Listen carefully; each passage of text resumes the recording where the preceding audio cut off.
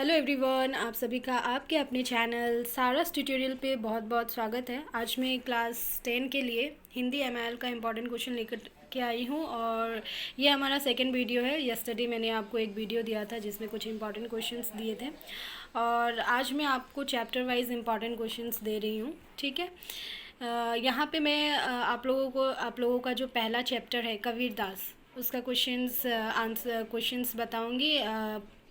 कवि related question भी और एक्सरसाइज रिलेटेड क्वेश्चन भी। सो एंड तक वीडियो को देखते रहिएगा और प्लीज़ चैनल को सब्सक्राइब कर लीजिए और बेल आइकन को ज़रूर प्रेस कर दीजिए अगर नहीं किया है तो, और साथ ही अपने फ्रेंड्स से भी शेयर कर दीजिए ताकि चैनल बहुत लोगों तक रीच कर सके। ठीक है, इसके अलावा गाइज आप लोग अभी पढ़ने में तो लगे ही हो और मैं जो भी क्वेश्चंस अभी से जो प्रोवाइड कर रही हूँ आप लोगों को, या पहले भी जो भी क्वेश्चंस दिए थे, अनयूजुअल क्वेश्चन कुछ भी नहीं है, आप लोगों के यूज़ के लिए ही क्वेश्चंस हैं।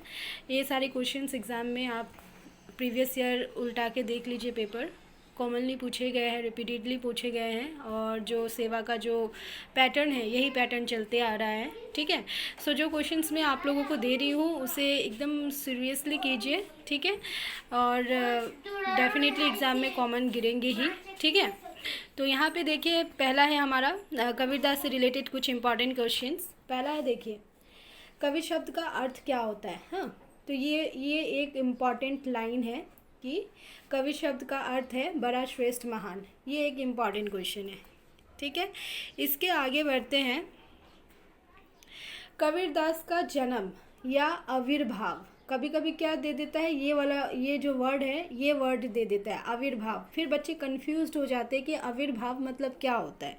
ठीक है, तो आविर्भाव मतलब क्या होता है, जन्म मतलब किस दिन वो इस दुनिया में आए थे।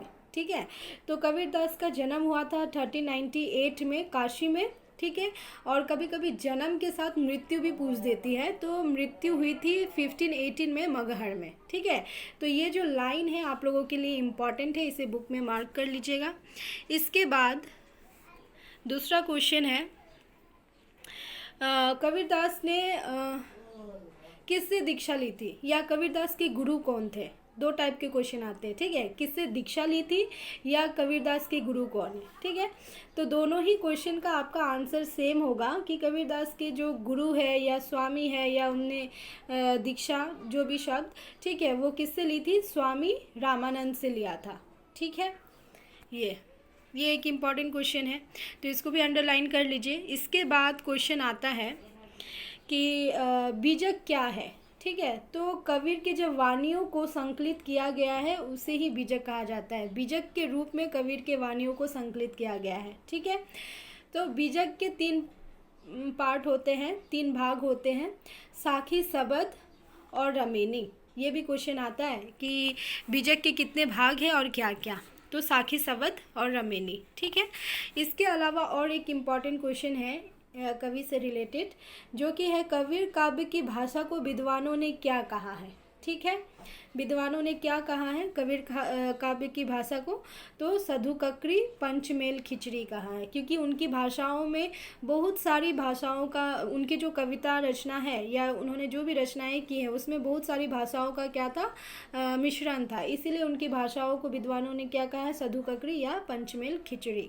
ठीक है, तो ये कबीरदास से रिलेटेड क्वेश्चन है। आप लोगों का लक अगर अच्छा हुआ तो इन्हीं में से क्वेश्चन आएगा, क्योंकि इन्हीं 4-5 क्वेश्चन से एक क्वेश्चन वो लोग उठा के दे देते हैं। ठीक है, इसके बाद हम लोग अभ्यास माला में पहुंचते हैं और एक्सरसाइज क्वेश्चन देख लेते हैं। यहाँ पे देखिए आप लोगों का ये जो 2 सही विकल्प का चयन कीजिए है ना,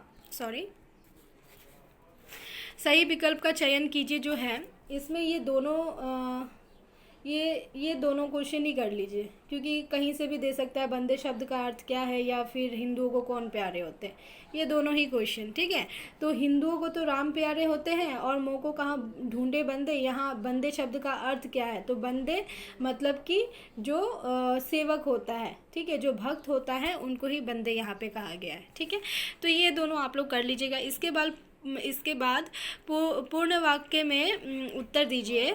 इसमें का क्वेश्चन आप लोग देख लीजिए। इसमें का है पहला क्वेश्चन, मैं तो तेरे पास में, यहाँ मैं शब्द किसके लिए प्रयुक्त हुआ है। फिर खोजी कौन है, तुर्कों को कौन प्यारे होते हैं, पीर ओलिया क्या पढ़ते हैं। ठीक है, इसके बाद है कबीरदास ने भ्रम किसे कहा है, ठीक है, ये क्वेश्चन, ठीक है। इसके अलावा अगर आप लोग और एक क्वेश्चन करना चाहें तो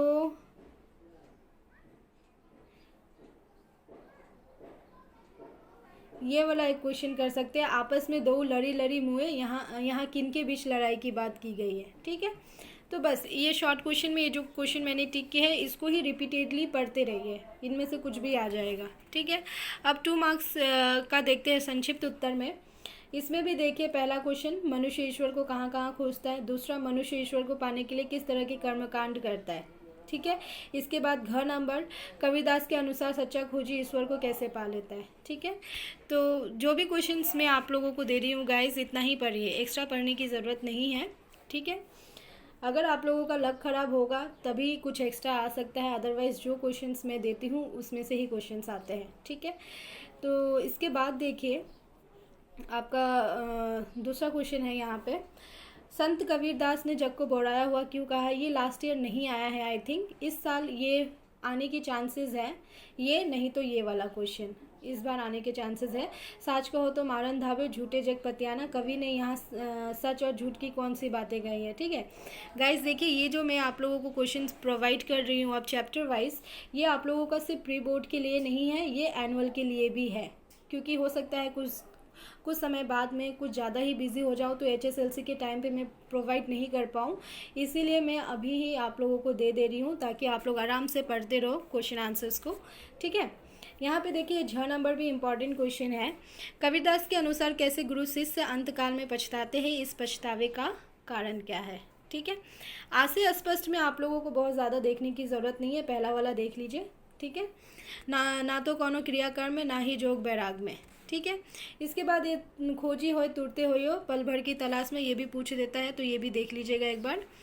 समयक उत्तर में आप लोगों को क नंबर देखना है। कबीरदास के अनुसार हमें अपने आराध्य को कहाँ कहाँ खोजने की आवश्यकता नहीं है। और दूसरा, संत कबीरदास ने ईश्वर प्राप्ति का कौन सा सहज उपाय बताया, ठीक है। और यहाँ से देखिए, सप्रसंग व्याख्या इस चैप्टर से बहुत ही रेयरली पूछा जाता है, बहुत ही रेयरली, इसलिए मैं सप्रसंग व्याख्या आप लोगों को सजेस्ट नहीं करूँगी, क्योंकि बहुत ही रेयर आता है इस चैप्टर से। मैंने तो 4-5 साल में देखा नहीं है कि सप्रसंग व्याख्या आया हो इस चैप्टर से, बट फिर भी आप लोगों को एक सजेशन देना चाहूँगी, सब प्रसंग व्याख्या आप याद करो चाहे ना करो, प्रसंग कैसे लिखते हैं ये सीख लो, और दूसरा चीज़ कि आप लेशन को लाइन बाय लाइन समझ लो, ठीक है। तो अगर सप्रसंग व्याख्या आ भी जाएगा तो आप खुद से बना करके लिख सकोगे। और इसका जो एक्सप्लेनेशन है ये मैंने ऑलरेडी चैनल पे डाला हुआ है, तो एक्सप्लेनेशन वीडियो आप लोग देख करके लाइन बाय लाइन मीनिंग समझ लीजिए, ठीक है। तो इस वीडियो में इतना ही। आई होप कि ये क्वेश्चंस आप लोगों को हेल्प करेंगे, और चैनल के साथ बने रहिए। तब तक के लिए बाय, टेक केयर।